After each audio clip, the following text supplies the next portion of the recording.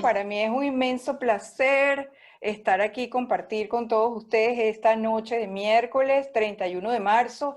Está terminando el mes de marzo, ya el primer trimestre del año pasó todavía con la pandemia, mucha gente con cambios en su vida, porque algunos que estaban aquí ahora ven la posibilidad de quedarse, otros que pensaban pues que una opción de quedarse por una vía puede ser mejor hacerlo por otra. Bueno, como sabemos, han sido unos meses desde el año pasado bastante interesantes y difíciles, y bueno, y tenemos todos el mejor estímulo y la mejor motivación para aprovechar las oportunidades que se nos presentan en el camino. Una de esas oportunidades tiene que ver con la certificación laboral para conseguir el permiso de trabajo, trabajar en los Estados Unidos y beneficiarse de ese tipo digamos, de manera de quedarse en los Estados Unidos de forma legal y con un permiso de trabajo. Yo les quiero contar que yo era de las personas que estaba realmente confundida.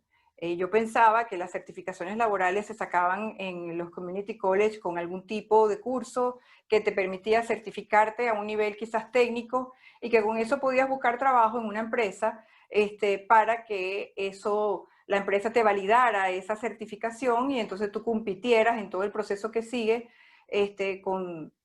para que ellos pudieran sponsorearte o apoyarte o pedirte aquí en las autoridades de Estados Unidos. En realidad es algo más complejo, involucra una serie de procesos, pero entiendo, y para eso tenemos dos invitados especiales hoy también, que es un proceso que se puede llevar, que en ocasiones termina siendo más fácil de lo que pensamos y más afortunado en sus resultados. Hoy, esta noche, nos acompañan Héctor Paradisi. Él es abogado venezolano, egresado de la Universidad Católica Andrés Bello y de Duke University en North Carolina. Es director operativo de Ackerman Law Firm. Es miembro fundador de Stratus Consultants LLC, gerente de planificación de procesos migratorios de GBS, el grupo GBS, consultor jurídico de Gazprom International, y tiene una gran experiencia en procesos migratorios, que sé que es mucho de los temas que nos interesan a todos los que migramos a otro país, en especial aquí en Estados Unidos, y no conocemos la ley pues a plenitud. No la entendemos y además siempre estamos con mucho susto frente a eso. La otra persona, bienvenido, perdón, adelante, bienvenido Héctor, levanta tu mano para que te vean. Hola, ¿cómo estás, Floralita? Muchas gracias por la invitación. Encantada, sí. Este, sí, También a su lado está Iliana Oliveros, es beneficiaria de la residencia gracias a una certificación laboral. Ella nos puede hablar en primera persona. Ella empezó su proceso en el año 2018 aproximadamente con unos abogados que conoció por un grupo de Facebook. Atención, cuando se reunió con ellos, ella no conocía esto de la certificación laboral. Ellos le dijeron que podría hacerlo de dos maneras: consiguiendo un sponsor, una empresa, o siendo niñera, cuidando niños y viviendo en la familia. Ella tenía una empresa que la quería pedir, empezó el proceso con ellos y mantenía contacto por WhatsApp. Para diciembre de 2019 le llegó un intento de negación del caso porque los números que había colocado allí no le daban, le pedían una cantidad de documentos que ella no había introducido antes, y cuando habla con los abogados, resulta que estos abogados que había conseguido por el grupo de Facebook, atención, pues no sabían qué responder, y al final, pues para ella fueron unos días horribles. Conoció a Héctor Paradisi, que pues le explicó qué era lo que los abogados que tenían que hacer, lo hizo y salvaron su caso. Ella tenía como plazo para entregar todos esos requerimientos el 5 de enero y el 4 de enero justo los envió. Luego tuvo su entrevista, la prepararon y tiene su residencia desde noviembre del año 2019. Bienvenida, Iliana.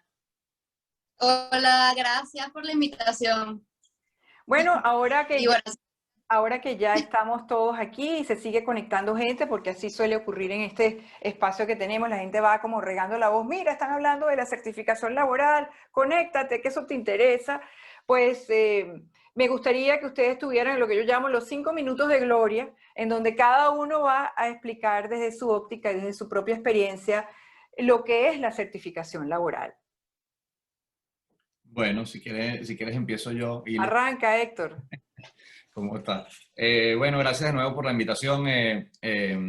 y por el espacio y por la oportunidad de un poquito de explicar y aclarar esas confusiones típicas de lo que es la certificación laboral, que ocurre con mucha frecuencia. El malentendido de lo que es una certificación laboral. No es una certificación que nos conceden en virtud de nuestras cualidades o de nuestra experiencia académica.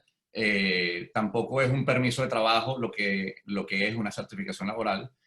Una certificación laboral realmente es una confirmación por parte del Departamento del Trabajo de que no le estamos quitando un puesto de trabajo a nadie local, luego de que obviamente hemos cumplido una cantidad de formalidades, entre las cuales incluye haber hecho un proceso de reclutamiento no convencional, pero que cumpla con formalidades establecidas por el Departamento del Trabajo, a efectos de dar, digamos, esa oportunidad genuina al mercado laboral americano.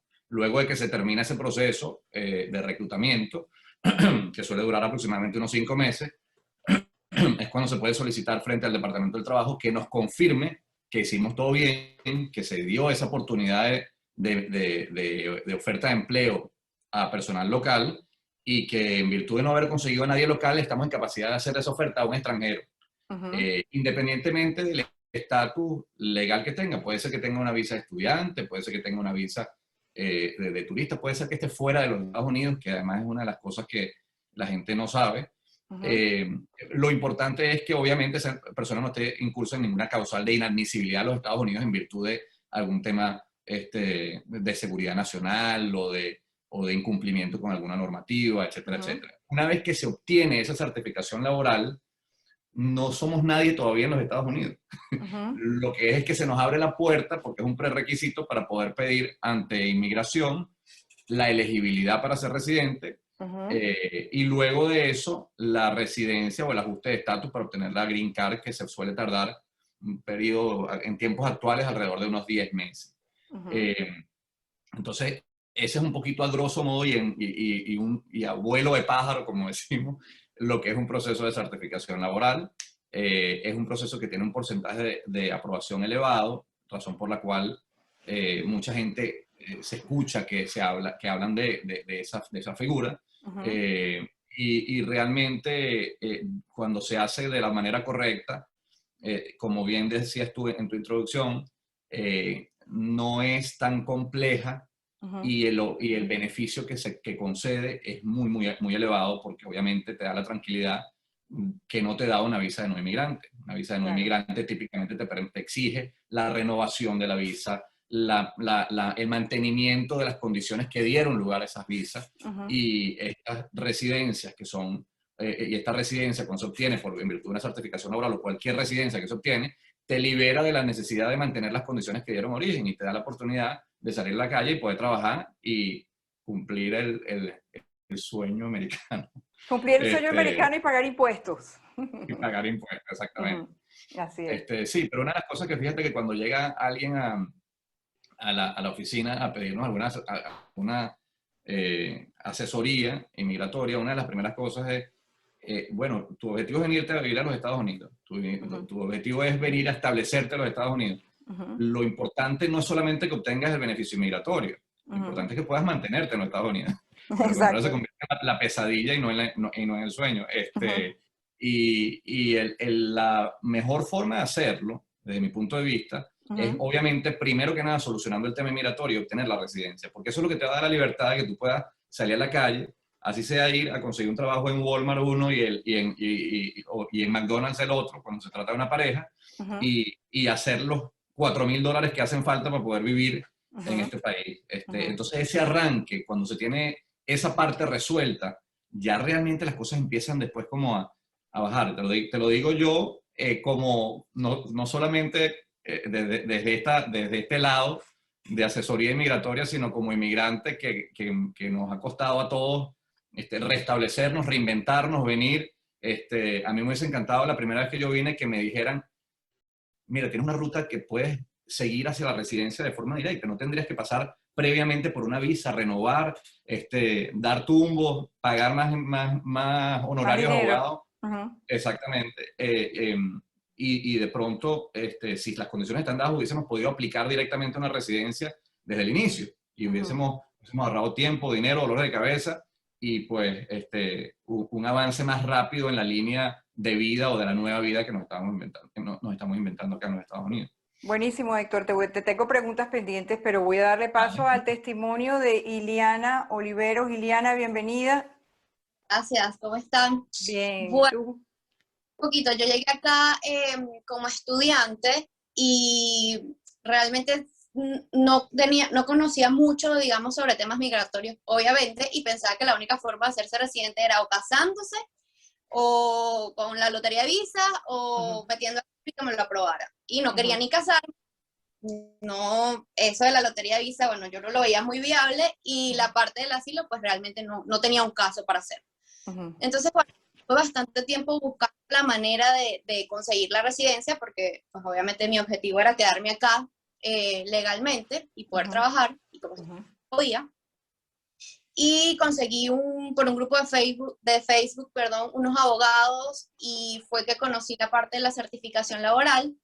Me explicaban que el proceso duraba aproximadamente 2 años y tal. La verdad, lo que ellos me explicaron cuando me reuní con ellos, lo pintaban como demasiado sencillo.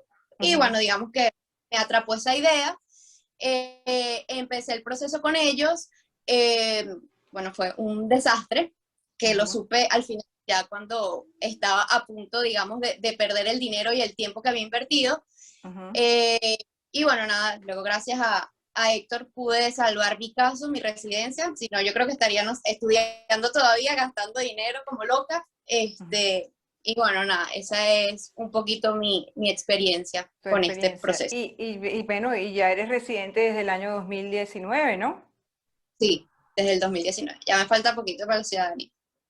Exactamente. Bueno, fíjate, yo tenía una pregunta, porque yo voy a contar mi caso. Mi esposo obtuvo una residencia por habilidades extraordinarias y bueno, en realidad fue un proceso que fue muy fácil, porque él evidentemente cumplía con una cantidad de requisitos y le sobraba pues para poder hacer esto, porque tenía programa de televisión, programa de radio, autor de libros, telenovelas y toda esa cantidad de cosas que ya muchos de ustedes saben que hace César Miguel Rondón. Entonces, pues evidentemente para él era muy fácil. El abogado, más bien, cuando nosotros le planteamos el caso, desde el principio nos dijo: esto no es un avisado, esto es residencia directo, no tienes por qué pasar por este proceso. Y bueno, fue la circunstancia de la vida la que nos llevó finalmente a cambiar el proceso de tener la visa hoy y de una vez entrarle directo a la residencia. Pero me llama la atención porque parece, cuando tú lo cuentas, Héctor, que tú haces el proceso y obtienes la residencia, y es un paso tan rápido que se puede lograr. Me quedan dudas como, evidentemente, tienes que conseguir una empresa que quiera tenerte como empleado, y tiene que ser cierta, ¿no? Esa empresa tiene que quererte tener como empleado, ¿no es así? Sí, sí, esa, digamos, yo creo que es el mayor reto en esta vía inmigratoria, es conseguir una empresa que esté dispuesta a servirte de sponsor, a hacerte esa oferta de empleo. La certificación laboral es una oferta de empleo, al fin y al cabo. Entonces, bajo unas determinadas características, obviamente, de salario, que deben ser fijadas por el Departamento del Trabajo para cuidar y proteger el mercado laboral. Exacto. Pero es una oferta de empleo. Pero obviamente nosotros, durante el proceso, tú mencionas que es un proceso rápido. No es un proceso rápido, es un proceso que se puede demorar hasta 2 años, 2 años y medio en tiempos actuales. En otra época puede ser que los tiempos estaban más hacia el año y medio, por ahí, pero con el tema de la pandemia y con otros retrasos que han habido, pues ya estamos hablando de 2 años, 2 años y medio para que se obtenga el beneficio. Esa figura es una figura larga. Lo que pasa es que durante el periodo de tiempo que esperamos la respuesta, el proceso por sí no nos da un estatus legal en los Estados Unidos. No nos da un permiso de trabajo tampoco. Entonces, mucha gente, el gran reto de esto es hacer una planificación migratoria que sea coherente con las necesidades del individuo. Si la persona está en los Estados Unidos, como en el caso de Iliana, que estaba acá como estudiante, tenía un estatus ya legal en los Estados Unidos, lo cual ya es valioso. Eso de por sí, solamente tener una visa de estudiante, hoy día cada vez se hace todo un poquito más difícil, o un poquito más complejo, o más largo. Obtener una visa de estudiante es un logro, es difícil obtener recientemente. Entonces, ya teniendo una visa de estudiante y ella quiere buscar un mecanismo para quedarse de forma permanente, lo más difícil es conseguir quién te quiera servir de sponsor. Claro. ¿Y cuáles son en ese caso las funciones del sponsor? Bueno, las funciones del sponsor, más que nada las funciones del sponsor es hacer una oferta y obviamente cumplir con ciertos requisitos. Pero lo más importante es la disposición de querer hacer esa oferta. Cuando tienes la disposición, el resto de las cosas normalmente se van alineando.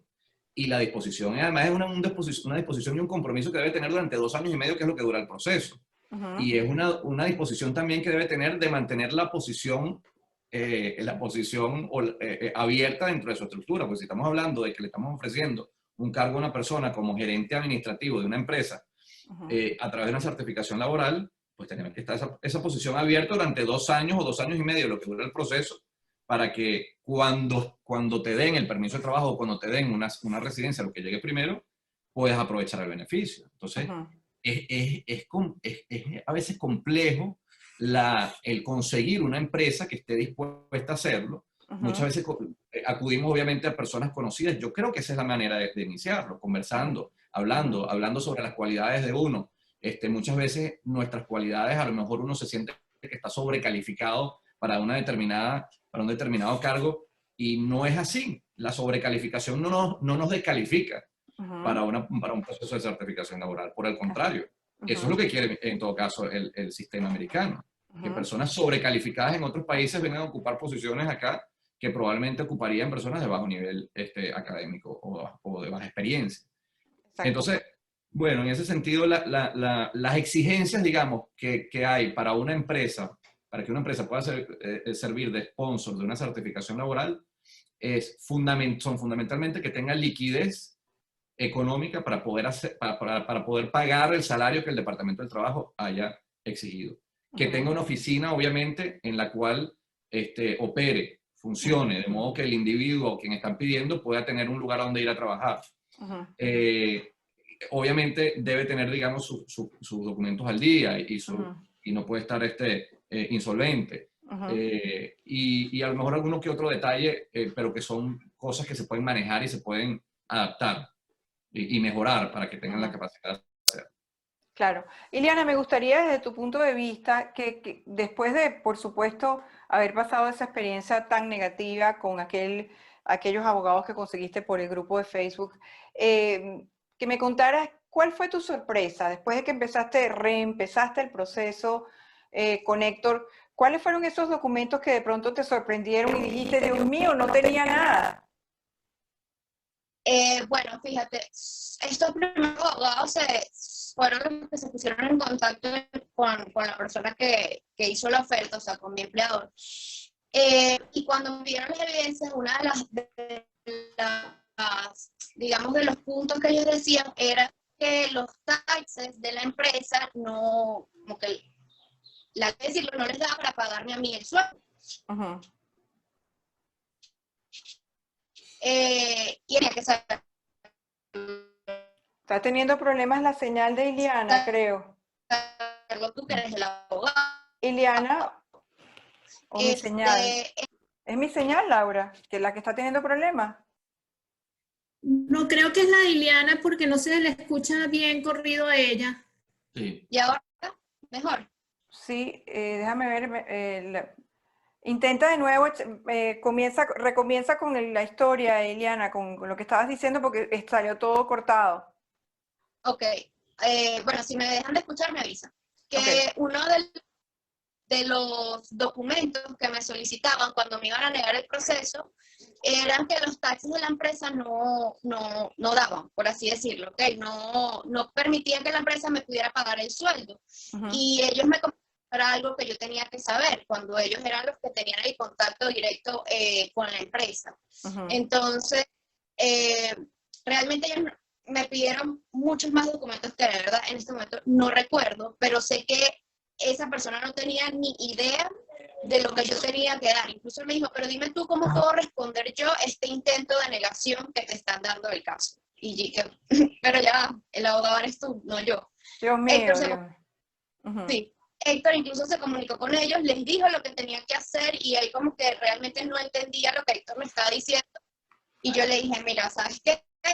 O sea, entrégame mi expediente, se lo di a Héctor y se hizo una auditoría, al final pues los números sí daban y fue que se logró, digamos como que salvar el caso, pero una de las cosas principales es que cuando tú empiezas este proceso tienes que ver los números de la empresa, porque si la empresa no tiene para pagarte el sueldo, ¿cómo te van a contratar? Claro, Y eso claro. ellos no lo hicieron y no lo sabían. Héctor, cuando tú tomaste el caso, el reto para ti, ¿en qué consistió? O sea, tratando de hilar lo que se había hecho y lo que faltaba por hacer. Bueno, el reto realmente ahí era primero el tiempo. Segundo, lo que ya se le había transmitido, la información que ya se había transmitido a inmigración. Entonces, obviamente uno no puede ser contradictorio en las cosas que uno le manifiesta a inmigración. Cuando se hace un proceso de inmigratorio, lo más importante es ser consecuente o consistentes con lo que se ha venido transmitiendo a inmigración durante toda nuestra historia en este país. Desde el momento que nosotros pedimos nuestra primera visa como turista, nosotros hacemos una manifestación a través de unas planillas que llenamos en las que indicamos y expresamos que somos abogados o que somos nutricionistas, como es el caso de Ileana, o que somos tal o cual, tenemos tal o cual ocupación y que nuestros trabajos más recientes han sido tales y cual. Eso queda plasmado y eso queda registrado en los archivos del Departamento de Estado y el Departamento de Homeland Security. De modo que cuando hacemos cualquier proceso de inmigración posterior o algún intento de residencia, en el ejemplo de ustedes, cuando hicieron su residencia por habilidades extraordinarias y fueron a hacer el ajuste, lo primero que va a revisar inmigración es la capacidad moral y física del individuo para ser residente de los Estados Unidos. Y dentro del análisis de la capacidad moral y física, se va a hacer una revisión de toda nuestra interacción en la vida con los Estados Unidos. Van a revisar que no haya inconsistencia con lo que estamos diciendo. Esta persona dice acá que es experto en mecánica nuclear, pero si aquí viene diciéndome durante cada renovación de visa que ha hecho, se ha dicho que es abogado. O sea, esto es inconsistente. Eso es una de las cosas, por ejemplo, que le cuestionaban, que a lo mejor ella no recuerda, Ileana, que le cuestionaban en su caso. ¿Cómo es que ella estaba aplicando una posición de asistente administrativo si ella en todas sus planillas, cuando había pedido visa de turista, indicaba que ella era nutricionista y que su ocupación era nutrición? Eso era contradictorio con la experiencia incluso que le habían colocado en esa planilla los abogados. Resulta que no era una mentira, no era una falsedad. Eran trabajos que se llevaban de forma paralela, porque Ileana tenía su oficina y daba asesorías de nutrición, pero ella no puso eso en sus planillas. Entonces hubo que reforzar y hubo que buscar un montón de evidencias en Venezuela ¿cómo se llama? Que ratificaban que efectivamente ella estuvo en nómina, que sí fue empleada ocupando la posición que tenía, que además también llevaba la función o que hacía actividades de nutrición o de asesoría de nutrición. Y por otro lado, el tema de la habilidad de pago de la empresa. Porque obviamente la declaración de la empresa, en la forma en la que estaba hecha, no reflejaba la liquidez necesaria para poder pagar el salario. Y no significa eso que la empresa no tenga la liquidez. Lo que significa es que no se revisó, no se hizo un análisis conjunto entre los contadores y el departamento y los abogados que lideraban el caso a efectos de que se refleje correctamente ciertos aspectos de la liquidez a través del balance general de la empresa que eran sencillos de manifestar y que no se hicieron.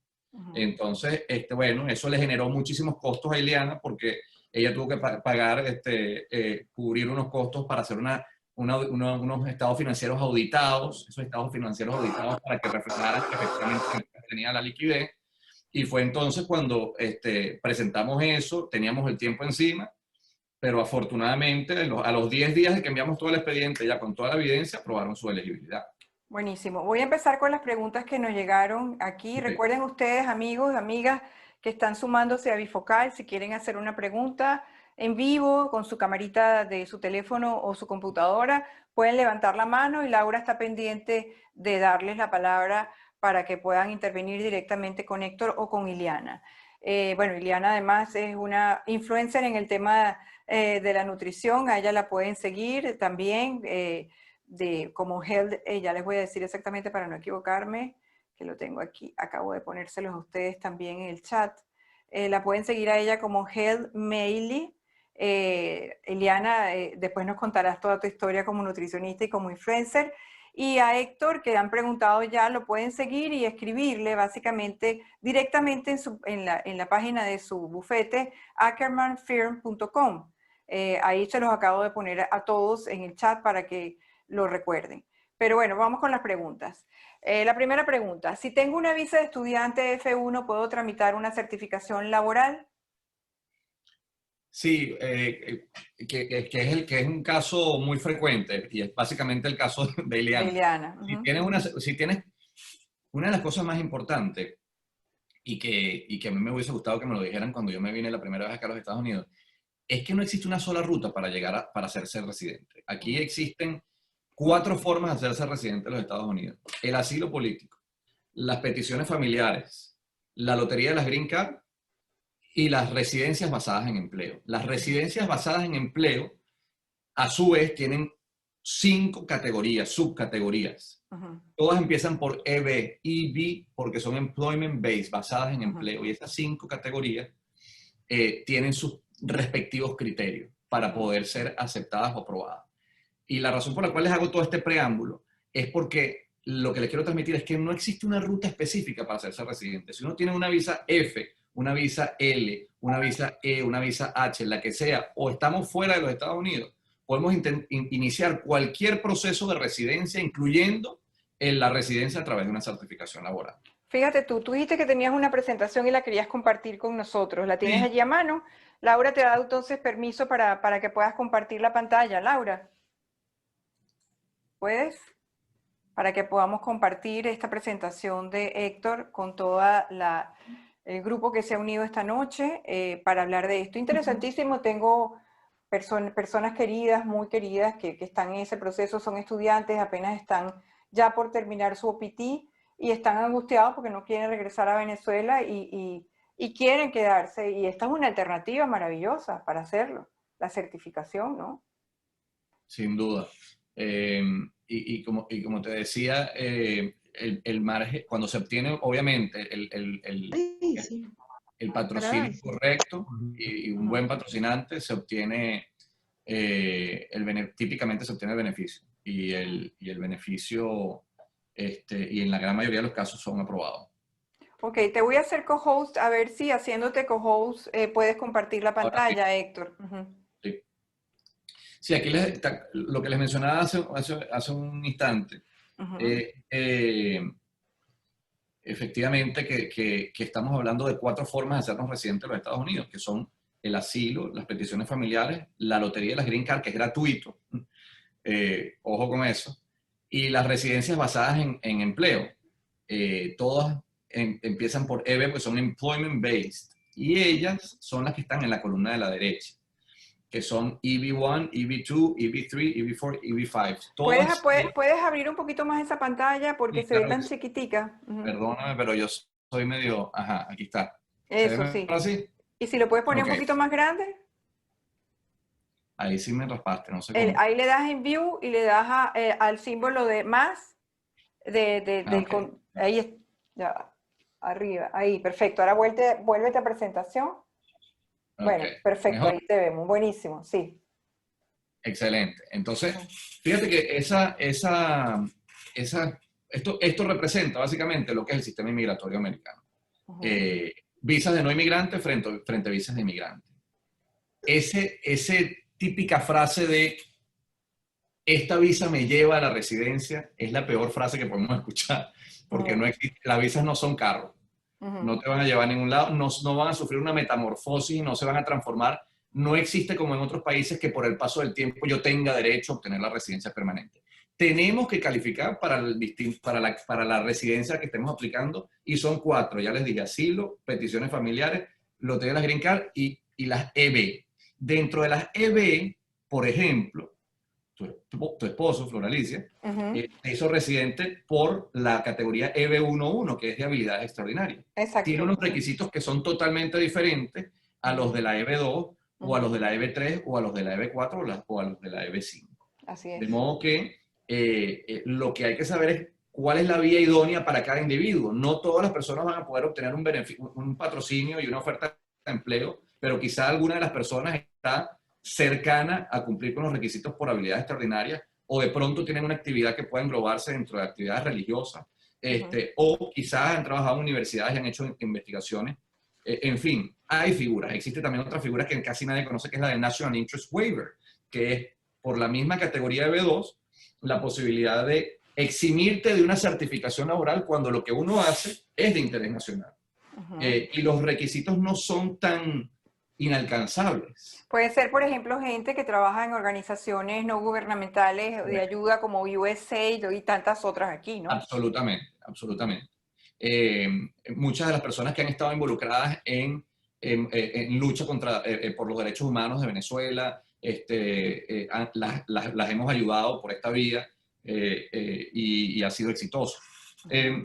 O personas que son muy técnicas de pronto en la industria petrolera, que ocurre mucho, que vienen con una visa L1, que es una visa de ejecutivo transferido o de transferencia de ejecutivo, y están trabajando durante años en Schlumberger o en Chevron, en estas grandes empresas. Llega el momento en que no pueden obtener la residencia porque la empresa no les interesa hacerle la residencia. Si les hacen la residencia significa que pierden el control sobre el individuo y ese individuo puede irse a trabajar con la competencia. La residencia entonces en ese tipo de casos muy posiblemente entra por la vía del interés nacional. Y es que esas personas que tienen ese tecnicismo, esa especialidad, ese conocimiento muy particular, muchas veces califican a esta figura. Entonces, en el contexto ahora de la certificación laboral, las categorías EB2 y EB3, ambas son categorías de certificación laboral. La única diferencia entre ambas es que la EB2 es una categoría, digamos, de a lo mejor un poco más nivel, porque los cargos que se tramitan a través de una EB2 exigen un título profesional más 5 años de experiencia o una especialidad, una maestría, un advanced degree, como se dice en inglés. Entonces, esos cargos entran dentro de una categoría diferente, que es la EB2. Todo lo demás, es decir, todos los cargos que exijan menos de eso que te acabo de mencionar, son categoría EB3. Mucha gente me pregunta, pero es que yo no tengo título, no puedo hacerlo. No importa. Existe la figura de la certificación laboral en base a experiencia exclusivamente, en base a skills, habilidades. O tengo solamente un certificado, o nada más tengo un título. La certificación laboral es un cargo que puede exigir un título, puede exigir solamente experiencia, o puede exigir la combinación de ambos, dependiendo de las características del cargo. Si vamos a hacer un cargo, obviamente, de vicepresidente, las exigencias van a ser mucho más altas y muy probablemente la categoría va a ser EB2. En cuanto en la práctica, la certificación laboral de EB2 y EB3 son prácticamente idénticos. Los tiempos de procesamiento en algunas temporadas, en algunas épocas, en algunos años, varían y algunos son más rápidos en algunas épocas que otros, pero normalmente son exactamente iguales. Y para no hacértelo muy extenso y podamos pasar a otras preguntas, Flor Alicia, así es. Les explico ilustrativamente el proceso de la certificación laboral, que tiene 3 etapas. La primera es frente al Departamento de Trabajo. Tenemos que hacer un proceso de reclutamiento. Tiene que existir la descripción de un cargo. Tienen que existir publicaciones que se hagan con una frecuencia a través de unos medios determinados. Que lo hace la empresa. Que los hace la empresa o los hacen los abogados en representación de la empresa, en acatamiento a las directrices del Departamento del Trabajo. Porque no son reclutamientos convencionales. No es un reclutamiento que yo hago a través de una página web. No, tengo que cumplir con unos bien específicos. Entonces, esas publicaciones deben hacerse con una frecuencia a través de unos medios bien particulares. Se debe pedir un salario al Departamento del Trabajo para que ese salario sea el que aplique en el resto del proceso. Se debe generar un proceso de reclutamiento, un reporte de reclutamiento que llegue a la conclusión de que no conseguimos a nadie localmente y que estamos entonces, por ello, haciendo una oferta de empleo a un extranjero. Y finalmente se somete ante el Departamento del Trabajo una planilla, que es la que está indicada ahí, que es la ETA 9089. En el Departamento del Trabajo puede pasar de 7 a 11 meses en tiempos actuales. Y en ese momento es cuando nos van a aprobar la certificación laboral. Nos van a dar ese papelito. Ese papelito lo que nos da es la confirmación de que no le estamos quitando un puesto de trabajo a nadie local. Pero no es un permiso de trabajo, no es una residencia. Entonces, teniendo ese papel es cuando se me abre la puerta para yo pedir a inmigración la elegibilidad para ser residente de los Estados Unidos. Digamos que en este punto es cuando se empareja con la residencia por habilidades extraordinarias que hicieron ustedes. Después de 15 meses de proceso es cuando estamos más o menos iguales que como estaríamos si estuviésemos haciendo una residencia por habilidades extraordinarias. Con la diferencia que los criterios que va a analizar inmigración acá son solo dos. Uno, que la empresa tenga la liquidez para pagar el salario, que era el problemita que tenía la empresa de Ileana. Exacto. Dos, que el beneficiario califique para el cargo, que también era un cuestionamiento de inmigración. Y una vez que se aprueba esa elegibilidad, es cuando podemos pedirle inmigración. Si estamos en Estados Unidos y tenemos estatus legal, podemos enviar entonces este ajuste de estatus, que le pide a inmigración, mira, ya yo tengo la elegibilidad, determina si yo soy moral y físicamente apto para ser residente de los Estados Unidos. No he matado a nadie, nunca me han deportado, no soy miembro de ninguna pandilla, etcétera, etcétera. Final del proceso tendremos o no una entrevista, no, eso depende del momento y de la política que se esté implementando en ese momento. Y seguidamente, típicamente en cuestión de pocas semanas, se obtiene la green card. Sí, eso me parece increíble. El conocimiento que nos estás brindando, Héctor, de verdad, me parece increíble. No sé si hay algo más de la presentación o dejas de Bueno, compartir. realmente no quiero hacerlo tan extenso y más bien discúlpame que me extendí tanto. Pero me parece muy didáctico. Me parece sumamente didáctico, de verdad. Voy entonces a dejar de compartir contigo ajá, exacto, y perfecto. Bueno, fíjate tú qué interesante, tú nos has explicado todo ese proceso para llegar finalmente a este momento y tú mencionas siempre en lo que estás diciendo, si estás en Estados Unidos y tienes un estatus legal, es decir, es importante que la persona que aplique a esto y esté en Estados Unidos tenga un estatus legal. No puede ser una persona que esté ilegalmente y quiera ahora certificarse laboralmente, porque ese camino entra en contradicción, ¿no es así, Héctor? Efectivamente. Y de hecho, una de las preguntas más frecuentes es la de ¿qué pasa si tengo asilo pendiente? ¿Puedo pedir una certificación y me hago residente? Esa es la pregunta clásica. Y el gran problema que existe con esa figura, con esa idea, es que cuando uno espera la respuesta de un asilo, uno no tiene estatus legal. Uno lo que tiene es presencia autorizada mientras ellos deciden el caso de asilo. Y tienes un permiso, pero tienes un permiso de trabajo. Y tienes un permiso de trabajo, pero el problema es que en la tercera etapa de lo que veían en la presentación, en la última etapa del proceso, a mí me pueden aprobar mi certificación laboral sin tener estatus legal. A mí me pueden aprobar incluso la elegibilidad sin tener estatus legal. El problema es que cuando llegue a la tercera etapa, que es analizar si hay alguna causal de inadmisibilidad, hasta ahí llegué. Porque entonces, la persona que solicitó asilo no puede estar optando por esta salida. No puede porque no tiene estatus legal desde los Estados Unidos. La única forma de aprovechar ese beneficio sería saliendo de los Estados Unidos, estampando la residencia fuera y volviendo. Y obviamente nadie quiere pisar fuera porque le da temor y con toda la razón. Porque claro, pero ¿y una persona que ya ha obtenido el asilo, tiene sentido optar por esta vía o no tiene ningún sentido? Sería un gasto innecesario, obviamente. Y un proceso muy extenso para lo que se quiere. Ya una vez que tienes el asilo aprobado, hay que esperar un año y se hace el ajuste de estatus.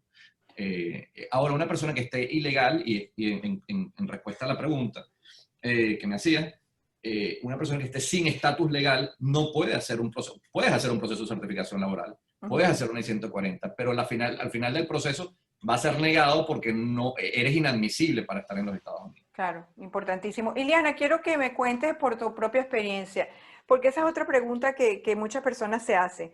Te sponsorió una empresa, ¿has tenido que trabajar dentro de la empresa? ¿Es obligatorio que sigas trabajando allí o ya no es necesario? Bueno, ya yo no estoy trabajando, pero sí, ciertamente una vez que me aprobaron, o sea, porque la empresa no quería que yo empezara a trabajar con ellos, a pesar de que ya tenía el permiso de trabajo, hasta que no tuviera la residencia aprobada. Una vez que me aprobaron la residencia, trabajar con ellos, estuve trabajando meses y bueno, ya luego renuncié y ahora estoy trabajando con ellos. Trabajando por tu cuenta. Buenísimo. Sí. Fíjate, hay Ujú. varias preguntas aquí. Bueno, por lo menos Isabela pregunta cuál es la manera de contactarlos específicamente a ti, Héctor. Y tiene una pregunta, si entra con el pasaporte europeo, ¿puede optar por la certificación? Bueno, es que el problema de la entrada con el pasaporte europeo, bueno, no es el problema del pasaporte europeo, el problema es si se entra con el ESTA, que Ujú. típicamente es la forma en la que los Europeos europeos entran. entran. Sí, el Ujú. ESTA no es una visa y por lo tanto no admite el cambio de estatus desde los Estados Unidos. Entonces, una persona puede hacer un proceso de certificación laboral desde Europa y Ujú. puede ir y venir en el interín con su ESTA como visitante. El Ujú. tema es que va a tener que hacer el proceso, en la última fase va a tener que hacer el proceso por la vía consular, esperar que lo llamen a una entrevista, y en esa entrevista es cuando obviamente tendrán la oportunidad de obtener la residencia, pero no van a poder hacer el caso desde los Estados Unidos. Ok, importante.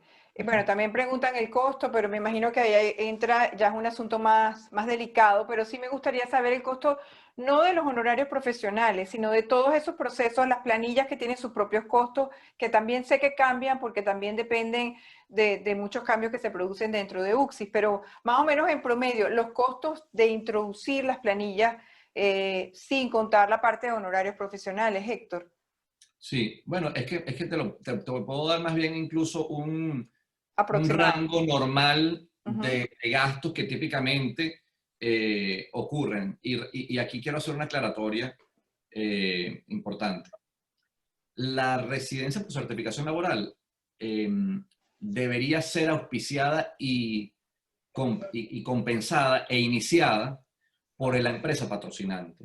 Entonces, ustedes como beneficiarios de una residencia por certificación laboral no deberían estar bajo ningún concepto incurriendo en ningún gasto de forma directa.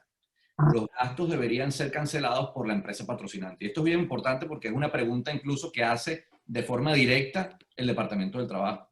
Ujú. Eh, y puede afectar todo el proceso. Un proceso de certificación laboral debe ser cubierto por la empresa. Y en todo caso, les comento un poco, en términos generales, estamos hablando entre que una certificación laboral de principio a fin, incluyendo honorarios, publicaciones, que es un proceso que son costosas. A veces hay que hacer equivalencias de los títulos. Ujú. Eh, Fees de inmigración, traducciones, está entre 15 y 20.000 dólares aproximadamente durante un periodo más o menos de un año y medio que se llevan a cabo todos estos desembolsos. Wow, ok. Pero al final lo que se obtiene es muy valioso Muy porque valioso. tener la green card, imagínate tú la ventaja que supone. Voy a leer las preguntas que nos llegaron también las personas que se inscribieron para estar esta noche con nosotros. Aquí dice, si estoy en Colombia, ¿puedo aplicar a la certificación laboral? Sí, Me me imagino que siendo venezolano, ¿no? sí, siendo venezolano, siendo de cualquier parte, o sea, es irrelevante desde donde estemos. Las únicas nacionalidades que tienen restricciones para Ujú. obtener una certificación laboral son naciones que han tenido un flujo de inmigrantes tan elevado en los Estados Unidos que han limitado la cantidad de personas que pueden acceder a esta vía anualmente. Por ejemplo, India, por ejemplo, China, Ujú. Filipinas, de pronto México. México, de hecho, no tiene tantas limitaciones en este sentido. De modo que cualquier persona desde Colombia, desde cualquier parte, pueden hacer el proceso de residencia por certificación laboral. Ok, aquí hacen una pregunta. ¿Qué proceso es más rápido, certificación laboral o visa de inversionista? Bueno, son dos procesos. Si se refieren a la visa de inversión por tratado comercial, que es una visa de no inmigrante, es decir, Ujú. estamos comparando peras con manzanas, Ujú. la visa de no inmigrante E2 por inversión suele ser más rápida Ujú. porque es un trámite que tan pronto está listo el expediente, que puede ocurrir muy rápido, un par de meses, Ujú. se solicita la entrevista o la cita en el consulado y dependiendo de lo que se tarde el consulado en otorgarte una entrevista, es el tiempo que se tardaría la visa en entrar en vigencia. Pero claro, Lamentablemente, tienes que hacer una gran inversión.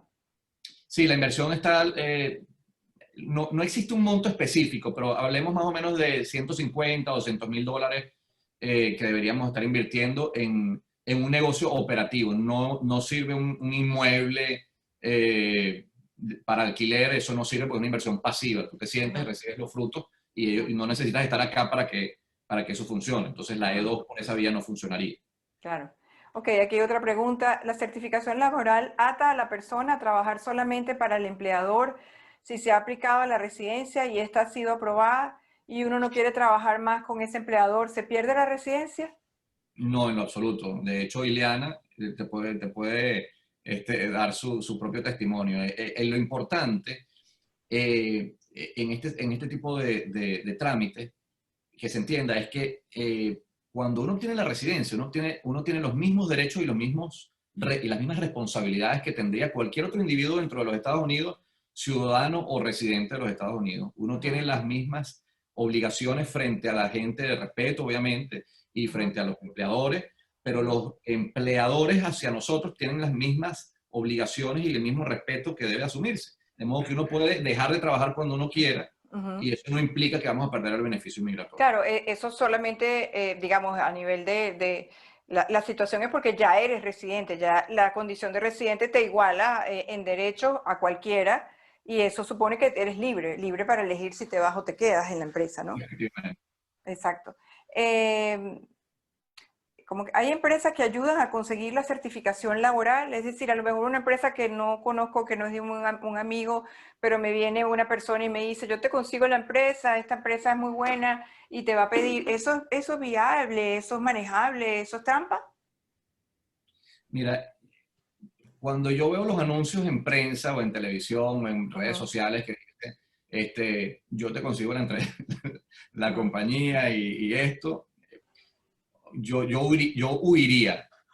He escuchado testimonios de personas que han perdido dinero, he escuchado testimonios de personas que han sido víctimas de fraude, y además es ilegal. Vamos a empezar por ahí. Sí, cuando hay una empresa que te está ofreciendo buscarte un sponsor de certificación laboral, a menos que lo haga como un headhunter o como una empresa de búsqueda de talento o algo por el estilo, si lo está haciendo en base a una compensación o algo por el estilo, eso es absolutamente ilegal y está expresamente prohibido. Ahora, si existe una empresa de un conocido que está en disposición de hacerte una oferta de empleo y que tiene la voluntad de emplearte, es absolutamente viable y es absolutamente legal. Por eso es que yo siempre digo, empiecen a utilizar el telefonito. Es de la misma manera en que queremos buscar empleo, que lo haríamos cuando estamos buscando empleo. Ok, preguntan aquí, ¿cuáles son los requisitos para que una empresa pueda ser sponsor para una certificación laboral? Bueno, los requisitos, como te decía, más importantes son en relación a la liquidez que tiene la empresa o la capacidad financiera que puede tener la empresa para poder hacer el patrocinio. Esa liquidez está asociada, no voy a entrar mucho en detalle con esto porque es muy, muy denso el tema contable, pero fundamentalmente se divide en, obviamente tienes que tener suficiente operación para justificar la contratación de alguien. Si una empresa factura $100,000 y tu salario asignado para el cargo que te estás postulando son 150 y hay una incongruencia del tamaño de una catedral. Absoluta, claro. Y por lo tanto es incoherente, ni siquiera es que está prohibido, es que el funcionario dice, bueno, pero explícame por qué es esto.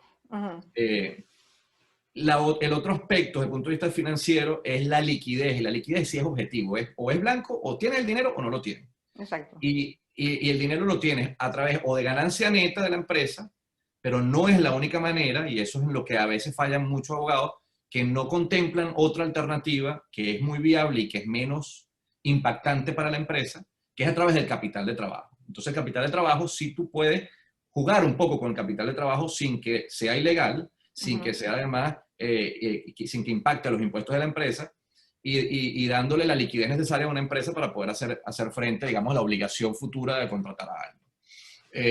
Eso es, digamos, el aspecto más importante. Segundo, segundo en importancia, que tenga un local físico, un local a través del cual pueda estar operando. Para que la ¿Tú persona crees que después de la pandemia todavía eso sigue siendo importante? Tú sabes que eso es una excelente pregunta y tengo rato en reuniones con compañeros y con colegas planteando exactamente eso. Eso tiene que cambiar, pero prácticamente ya.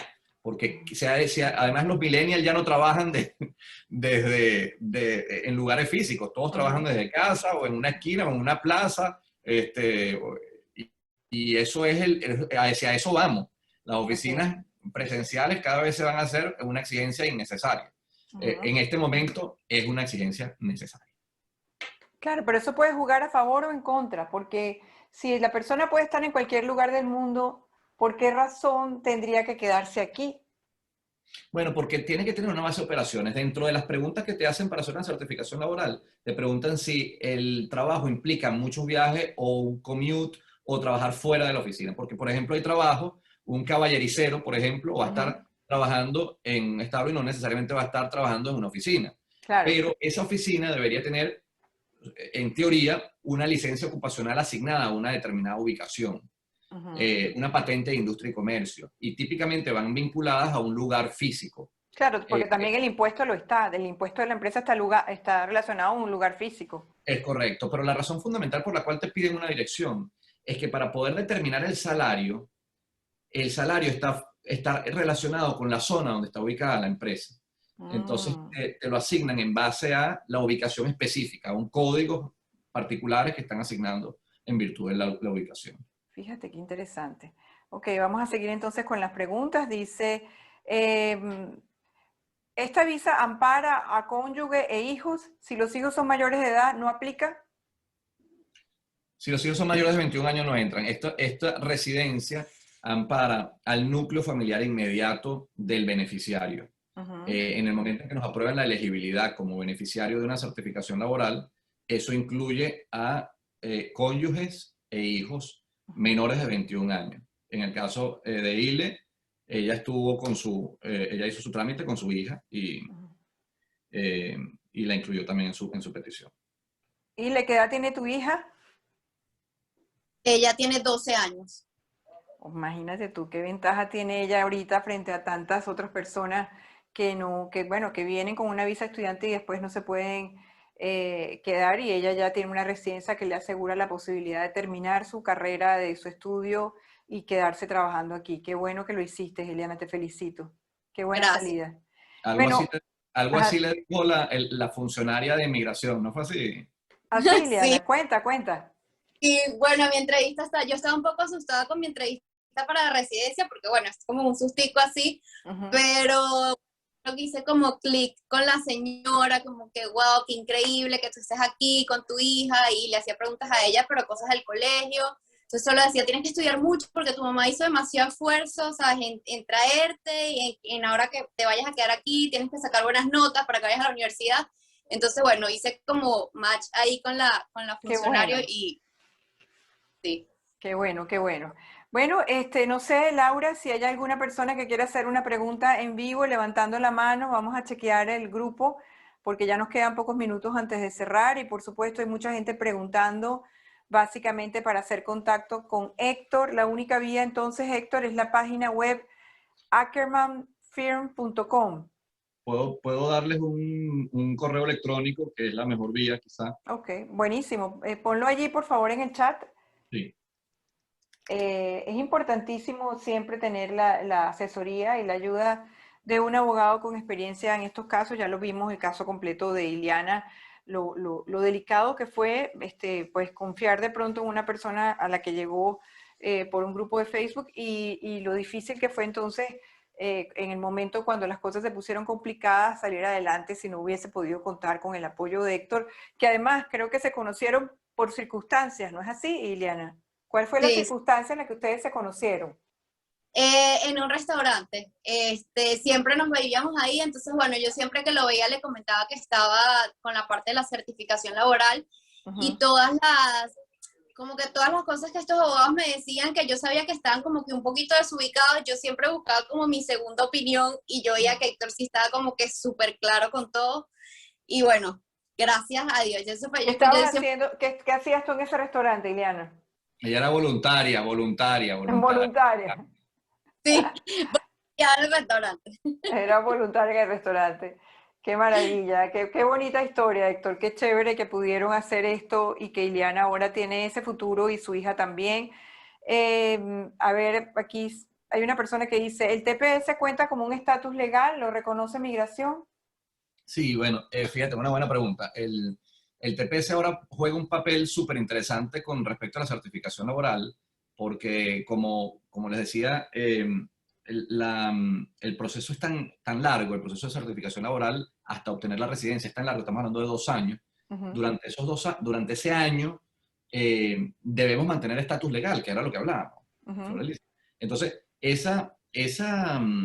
el TPS ahora nos permitiría, o le permitiría a una Ileana que está estudiando, poder, en lugar de exclusivamente tener una visa estudiante, pedir el TPS y pedir un permiso de trabajo e incluso prescindir del estatus de estudiante, de modo que lo que haría posteriormente sería un cambio de estatus del TPS a la residencia. Lo más importante es que para poder utilizar el TPS como estrategia migratoria a efectos de una certificación laboral, debemos haber tenido estatus legal al momento previo al que fue otorgado el TPS. Eso es bien importante. No haber estado ilegal en Estados Unidos. Eso es muy importante. Correcto. Eso es Así vital. Bueno, creo que Isabela Simplicio tiene una pregunta. Isabela, ¿puedes abrir la cámara para que podamos verte? Hola, es que estoy por el teléfono. Ok, perfecto. Haz la pregunta entonces así. Fíjate, bueno, yo estoy aquí en Venezuela, pero mis hijos están en Nueva York, ¿no? Ellos entraron con el pasaporte europeo, ¿ok? Pero ellos quieren ahorita entrar en lo del TPS. Y bueno, quería saber sobre, o sea, cómo ellos pudieran hacer. Ellos, por supuesto que ahorita uno tiene ya 3 años ilegal en Estados Unidos. Mi otra hija entró en diciembre, pero también con el pasaporte europeo. Entonces, con esta opción del TPS, o sea, ¿qué posibilidades tienen de poder sacar el TPS para el permiso de trabajo? Bueno, Isabela, fíjate, lo más importante es que esas personas, obviamente sería importantísimo que pudiésemos sentarnos y hablar del caso bien en particular, pero fundamentalmente el tema es así. Si ellos entraron a los Estados Unidos y su último lugar de residencia fue Venezuela, en estricta teoría el TPS los ampara.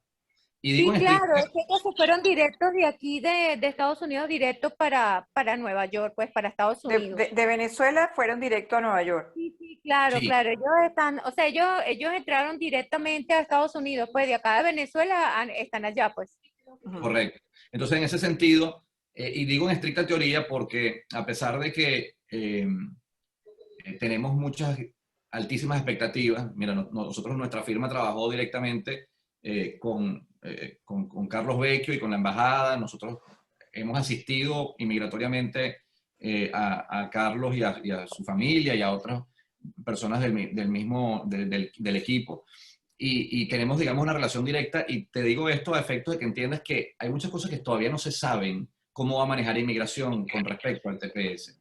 El TPS, desde el enfoque venezolano, es relativamente novedoso, en el sentido de que hay aspectos nuestros que no son los normales para el resto de los países que tienen un TPS. Por ejemplo, el caso de Nicaragua, El Salvador o países centroamericanos que típicamente se trasladan a través de la frontera o que entran de forma ilegal, no es la forma en la que típicamente entra el venezolano. El venezolano entra con un avión, entró a los Estados Unidos haciendo a través de un aeropuerto, típicamente con un estatus legal, y en ese sentido hay que ver cuál va a ser el tratamiento que va a dar inmigración en la mayoría de estos casos en los que hay una persona que entró con un pasaporte que no es el venezolano, pero cuya